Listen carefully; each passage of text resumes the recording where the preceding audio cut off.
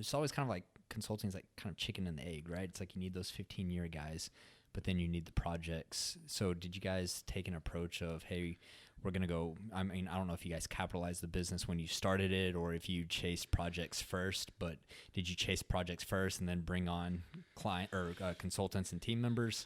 Yeah, exactly. So we use the funds from the initial projects to try and grow the company and do it that way. And I think, one of the things that along those lines, I think that's really challenging starting up at a consulting company, especially when you're doing it based on kind of your reputation, your network, and those kind of things is, you're spending all day trying to take care of the client, but at some point that project's going to end. Yeah. Right. So how do you have the next one and how do you time it so that it starts when this one ends? Right. So really, to me, what was challenging about those first couple of years is, I've always don't say no to anyone. Right. Mm-hmm. If they ask if you can do something, the answer is yes, because you know what, as soon as you say no, the next time they need something, they're not calling you, they're finding someone else. Right. Which means you're working 2 or 3 projects at once, just trying to finish the one to get another one going so that you can do that plus bring on people. Right. So, at least in my experience, it's just a lot of late nights.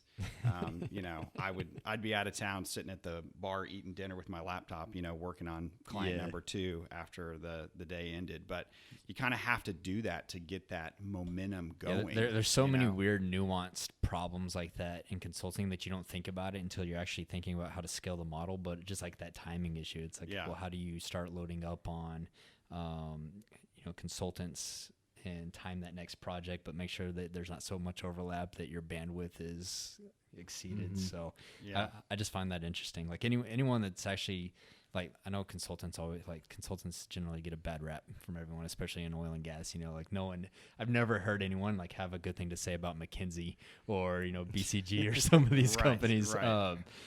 So I find it fascinating when someone's actually built a successful consulting company because 1, it means that you've actually done good work, and then 2, I just know it's a tough business to scale. So, I mean, I tell our people all the time, I mean, they are our reputation, right? It only takes one, we're not selling a product that I can just keep selling to other people. We're selling our reputation. So as soon as that is tarnished, your ability to sell, new work is very difficult. Yeah. So it means the people that you bring on, you have to be very careful, with the people that you bring on, that you have high credibility in them and how they're going to represent you, the kind of work that they're going to do.